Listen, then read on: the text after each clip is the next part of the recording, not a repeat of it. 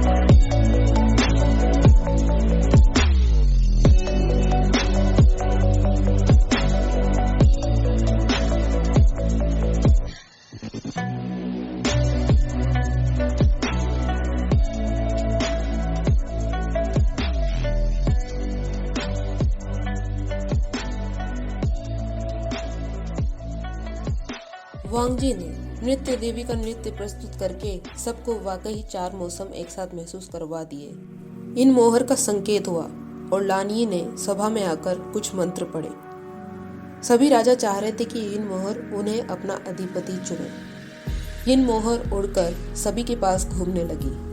वो राजा वेन के पास आई, जो उठ खड़ा हुआ, पर वो उड़ते हुए आखिर में वुशियान के पास आ गई। यिन मोहर ने वुशियान को चुना था।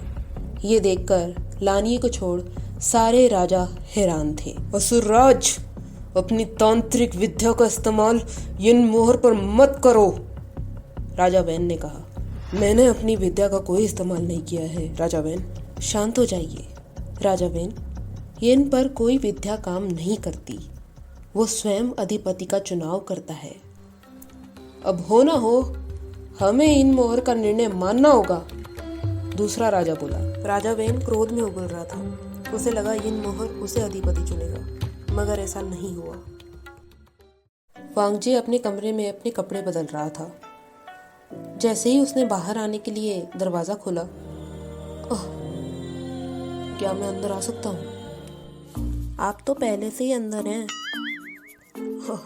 हाँ, तो है कौन आप? स्वैबिया या असुरराज? तुम्हारे लिए तो मैं सब कुछ होना चाहता हूँ, कुछ भी होना चाहता हूँ, स्वैबिया रहना चाहता हूँ।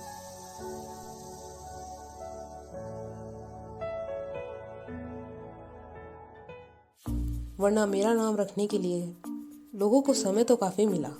खैर, मैं तुम्हें ये देने के लिए यहाँ आया था। ये क्या है? इसे फूल कहते हैं। वो मुझे पता है, पर आप मुझे क्यों दे रहे हो? बाहर तोहफों का ढेर लगा हुआ है। इस बात से मुझे पता चल रहा है कि तुम कितने लोगों की पसंद हो। पर मैं भी तुमसे कुछ कहने आया हूँ। क्या?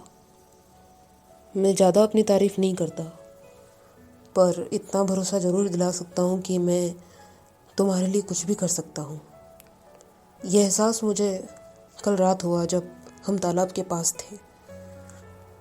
आज मुझे लगा कि तुम्हारे मन में भी मेरे लिए कुछ है। मेरे मन में कुछ भी नहीं है।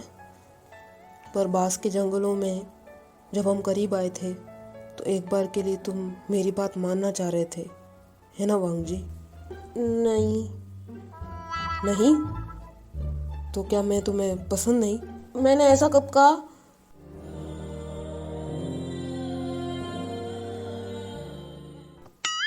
मुझे नहीं पता।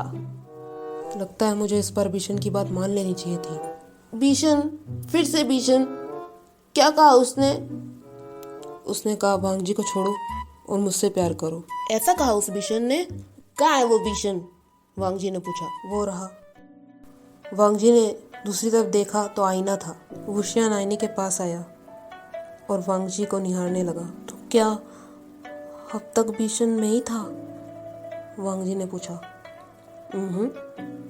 तुम्हारा दिल था भीषण, जो मुझसे सब कुछ कह रहा था। इसे कैसे पता कि मेरे दिल में क्या होता है?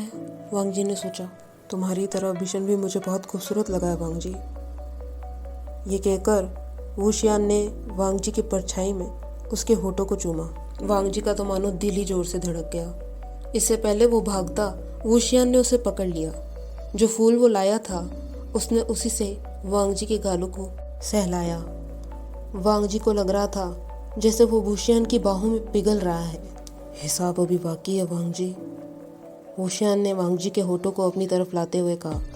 वुशियान के दिल की धड़कन भी बढ़ गई थी, जैसे उसके लिए अब इस व्यक्ति से ज़्यादा कुछ भी जरूरी नहीं रहा। वांग जी ने महसूस किया कि वुशियान उसे बहुत प्यार से चूम रहा है। उसका चेहरा गुलाबी पड़ गया। वुशियान ने जैसे ही उसके होठों को छोड़ा, वो वहाँ से भाग गया। वुशियान खुद खुशी से बिस्तर पर गिर गया। वांग जी बाहर दौड़कर आया तो वेंचाओ से टकरा गया। लान वांग जी, आखिर आप मुझे मिल ही गए। नहीं, वो लान गुंसा, अच्छा हुआ आप कमरे से ही बाहर आ गए। शिफू आपको बुला रही है। वांग जी जल्दी से ही मियान मिया के साथ निकल गया। वेंचाओ बस उसे ही देख रहा था। क्या हुआ होगा, वो सोचने लगा। क्या हुआ? आपका चेहरा इतना गुलाबी कैसे हो रखा है? आपने सौंदर्य सज्जा हटाई नहीं? नहीं, वो हटा ली। चलो चलते हैं, वांग जी ने कहा। फिर वो रुका। क्या हुआ गुंजा, आप रुक क्यों गए? मैं कुछ भूल के आया हूँ, वांग जी ने कहा। वो फिर से कमरे में आया। वुशियान अभी भी बिस्तर पर मुस्कुराता हुआ लेटा था। उसके सीने पर वो फूल रखा था जो वो वांग जी के लिए लाया था। वांग जी ने वो फूल फट से उठाया और झट से दौड़ गया। तुमने मुझे अपना मान लिया वांग जी, वो बड़बड़ाया। वांग जी अपनी घोड़ा गाड़ी के अंदर अपने फूल को निहार रहा था। तभी एक छोटा सा पेपरमैन वांग जी की घोड़ा गाड़ी के अंदर घुस आया और वांग जी के होठों से लिपट गया। अरे, इस कागज ने मुझे कैसे चूमा? वांग जी ने सोचा। मैं तुम्हारा स्वैबिया ही हूँ वांग जी। क्या इस तरह तुम मेरे साथ गुस्से चलने वाले हो वुशियान? इस तरह तो ज़्यादा दूर नहीं जा सकता वांग जी, लेकिन तुम्हें प्यार करने के लिए वापस उनमें जरूर ला सकता हूँ। वांग जी ने मुस्कुराकर उस पेपरमैन को गले लगा लिया। वो सिर्फ ये महसूस करना चाहता है कि वो शन किस हद तक उसे चाहता है, किस हद तक उसे प्यार कर सकता है।